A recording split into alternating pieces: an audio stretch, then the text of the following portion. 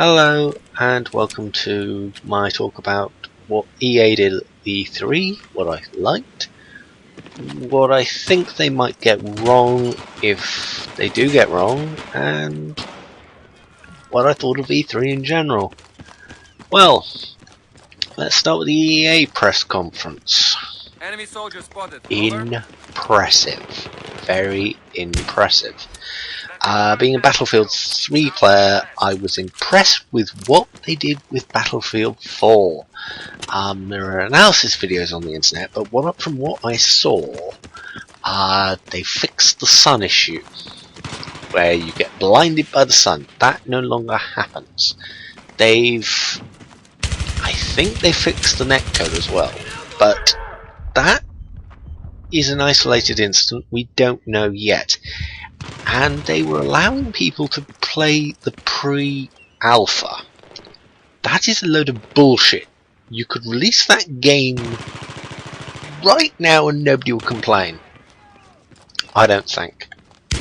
There were a few graphics glitches I saw during the live streams of the Battlefield 3, Battlefield 4, but I didn't class them as problematic. Every game has them. It's not that difficult. Let's talk about the big thing with Battlefield 4, Levolution. Now this is something that harkens back to Bad Company 2, where you could basically use a understone grenade launcher, hit several spots and take out a building. But they've improved it. You've got underground areas, and if you're canny enough and you can see where the tank is, you take out one pillar and the tank's pretty much banjaxed. I think it's going to be interesting to see how they implement it. They're not going to go the full geomod thing that happened in Red Faction, which I don't blame them. In a server where you've got 64 players, it's gonna be hell. So I think we are gonna like this, and I hope that they've got the correct amount of bullet penetration. Now, what do I mean by that? I want to be able to sit there with an LMG and take out a pillar. I don't know they'll do that, but I'm hoping. Sorry about the gameplay, it's rather pathetic, I know. But I am a reasonable Battlefield 3 player, I'm not one of the best. They've also I reckon they've increased the number of weapons, because I looked at some of the things that were in the live stream and there were new weapons there, which frankly is not that unexpected, but they've increased the number of attachments, which is also interesting. One thing I didn't like, but this is me personally, is that tanks now have an ammo count. It's a bit annoying, but I will probably get used to it. Now, let's talk about the commander station. This is going to be interesting. I didn't like the command in Battlefield 2. I found it useless. I didn't want to play it. But I have a funny feeling I'm going to want to play this one because it seems more sensible. In Battlefield 2, it was a complete and utter mess.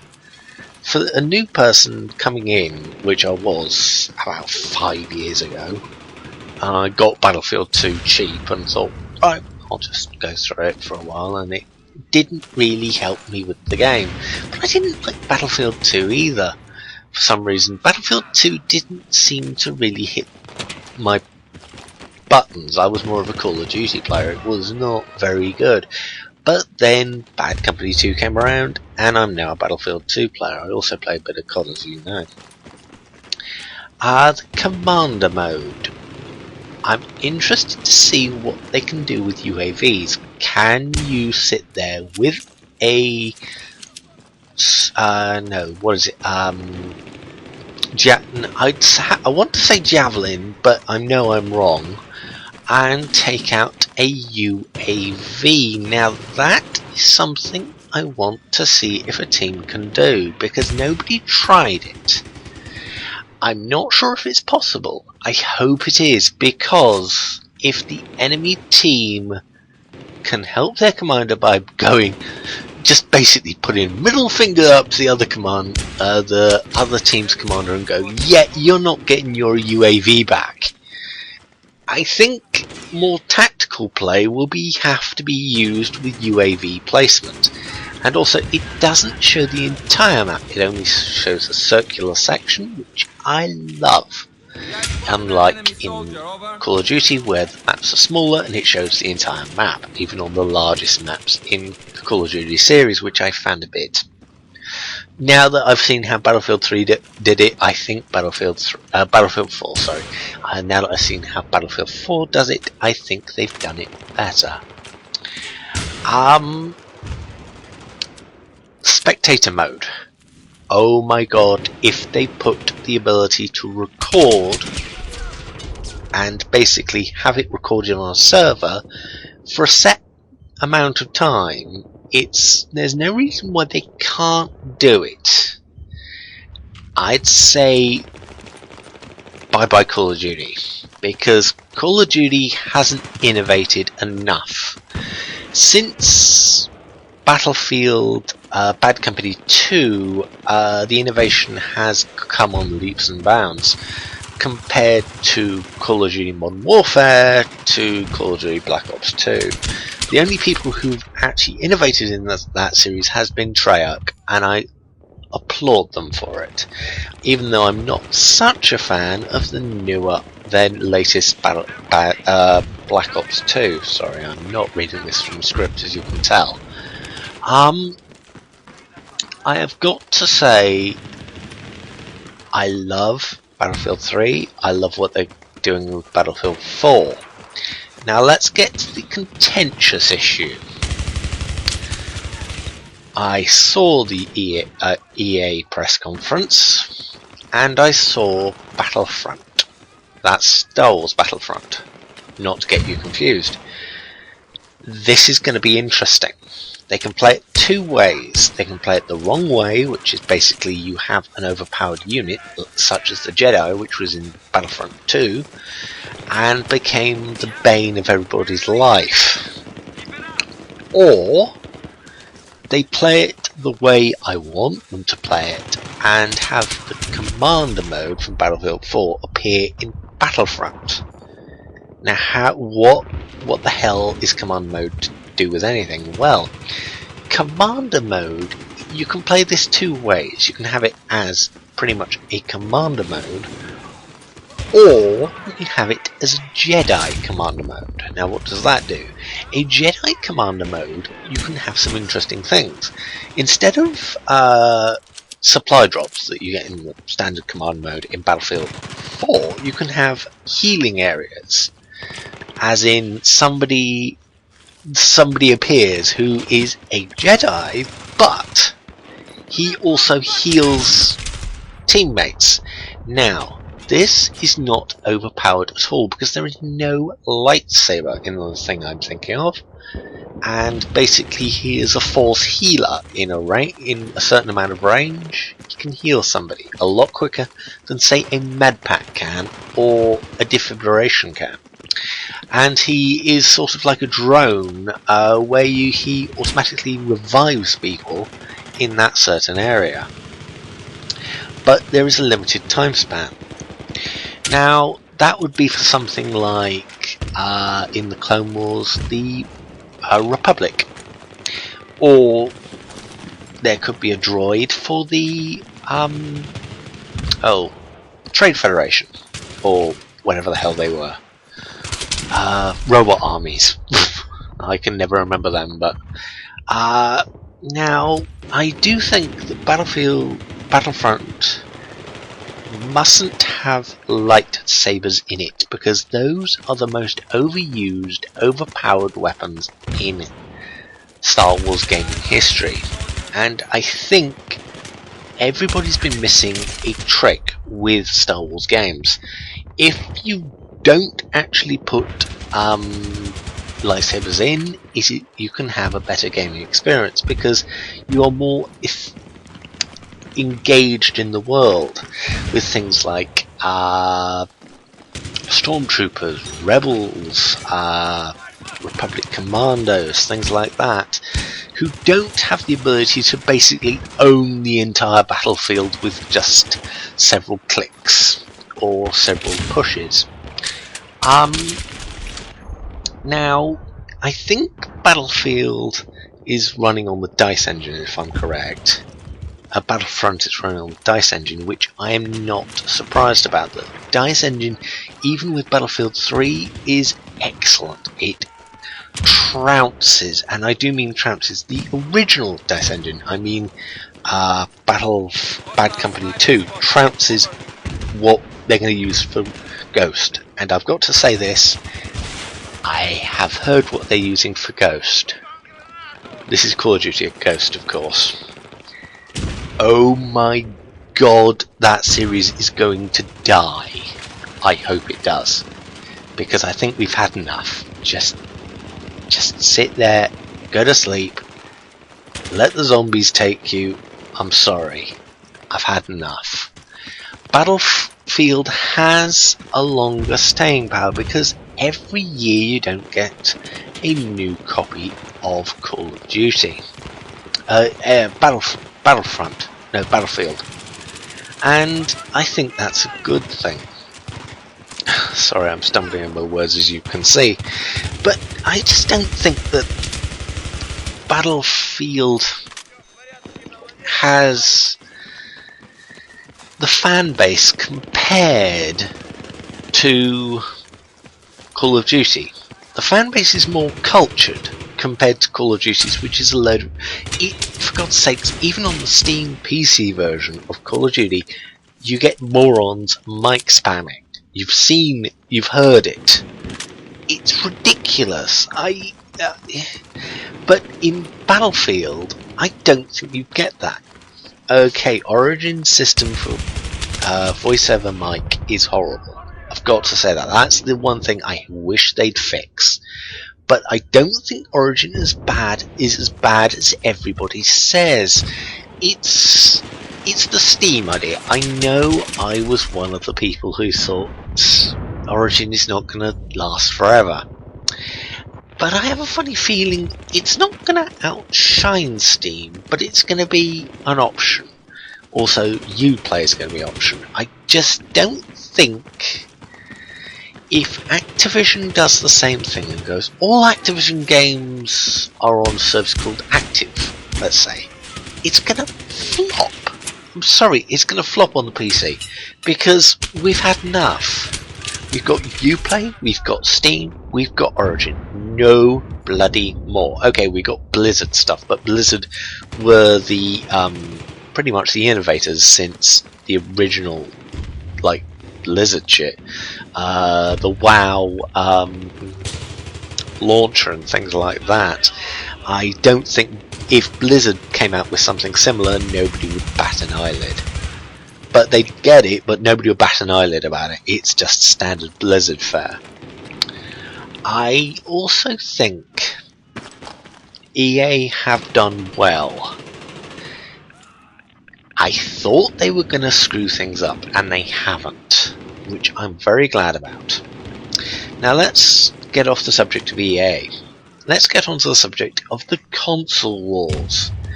Well, things have turned interesting, haven't they? If you have not heard, the Xbox One. This is a joke. Frankly, in the UK, it's not going to sell. I want to see the first figures after the first month of the Xbox and the first month of the PS3 and look at the difference. There is going to be no chance for the Xbox One. Let alone before privacy campaigners get their mitts on this Kinect idea. You've probably already heard that the Kinect is Yeah, I mandatory spotted an for enemy the soldier. Over. Xbox One. Why? What is the point? The Kinect is an interesting idea for a PC. Now, this might seem a bit odd for me to say this, but the PC, if you look on the internet, there are a lot of people using Kinects with PCs for very interesting things. But I looked at the specs of the Xbox One, and it doesn't have the power to use it. And it doesn't surprise me. The Xbox One seems to be something that doesn't know what it wants to be. It's what I felt the original PS3 was. It seemed to be doing too many things. But I was proved wrong. I've looked at the PS3 and I thought, I'd get that, but then I heard about the PS4. Let's look at the PS4. Oh wow, they did a bitch slap. If you watch the PS3 conference well, not really right after, it was a couple of hours later, there was an internet video saying how to share games on the PlayStation. Step 1, hand game over to mate. Step 2, done. I was laughing my arse off. I laughed my arse off at the bitch slaps they did during the conference, their E3 presentation. I loved the smile on the bloke as he said, "We will not block used games," and I was like, yeah, you really are smiling too much for not. I just wanted to see the Xbox people just screaming their heads off, going, "Why did we do this?" I don't think that now is the time to be pulling the non-used game market idea. The economies of most countries at the moment are not in the state to say no used games, and frankly the PS3 has such a lower price than the Xbox One, because I think it's $100 more than the PS3 is. I really think that Xbox One is not gonna survive. I just think the Xbox is not going to work in the UK. It's going to have a limited market in the US, and I do mean limited for several reasons. One, they've probably got a fan base big enough to let the niggles slide, but I have a funny feeling a few people will go, no bloody way, and they'll just get a PS4.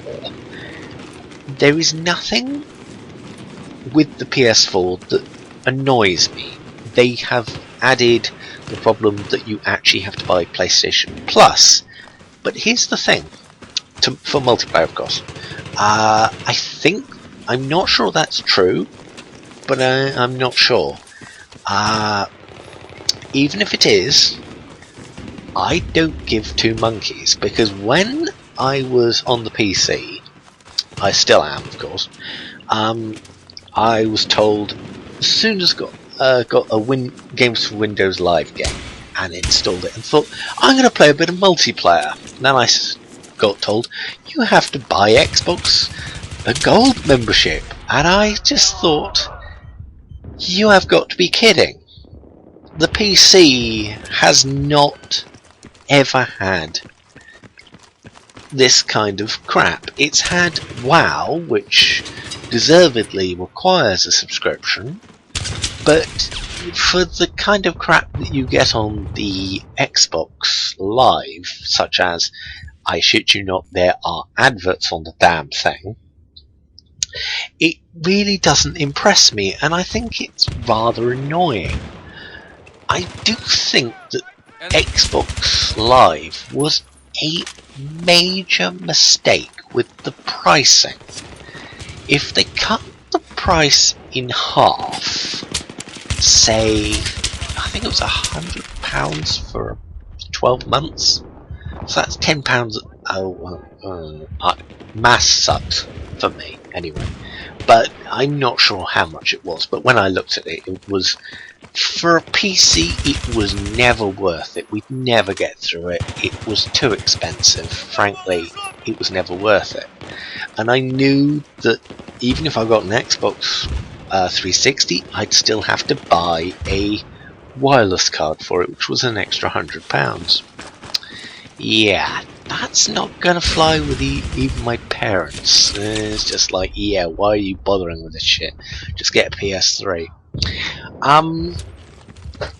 I really do think that PlayStation Plus has also got a lot of fan love, because the original PlayStation service, okay, apparently it does have flaws with its multiplayer. That's fine. It also has free voice over IP.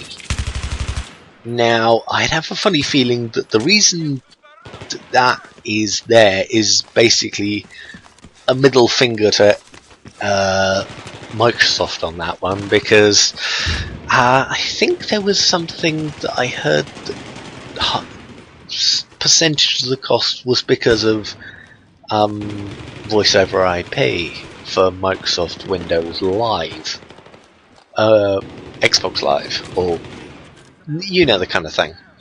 I also think that I've heard that PlayStation Plus gives you access to games for cut down prices, and some for free as well. This is really the death nail in the coffin for anybody who ever thinks that gaming on the Xbox is worth it. Now that they've sort of said you've got to go with the PlayStation Plus, which is, I have looked at the costs, and in UK it is cheaper to go PlayStation Plus at the moment. I have a funny feeling that no parent who takes the time to look at it will go, you're not getting a single thing Xbox this Christmas. This Christmas, you're getting PlayStation. I'm telling you why, because it's better. I think even the kids will work out that it's better, unless they are as dumb as a 2 meter by 2 meter log. Literally a 2 meter by 2 meter log. And I do think that people should never ever put adverts on a subscription service that you have to pay for. I have adverts on my YouTube because you don't have to pay for it. It's a free service that I give to you. I give you these videos for free, just as long as you watch a few adverts. And I thank you for watching them. I'm grateful. It's great for me, but I don't ask you to pay money. I just ask you to watch an advert, and then you get free content.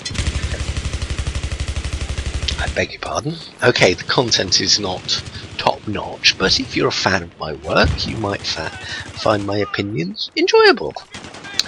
If you're a new fan, click subscribe and you'll get more things like this. Who do I think won the 1E3 for me? Well, I think it's EA for the conferences which weren't about consoles, and Sony. EA and Sony have taken away this year's E3 in a bag and left Microsoft and, well, Nintendo also got away with a few trinkets. And it's all in Microsoft's house, and Microsoft is just laying there with an Xbox One going, why did we do this?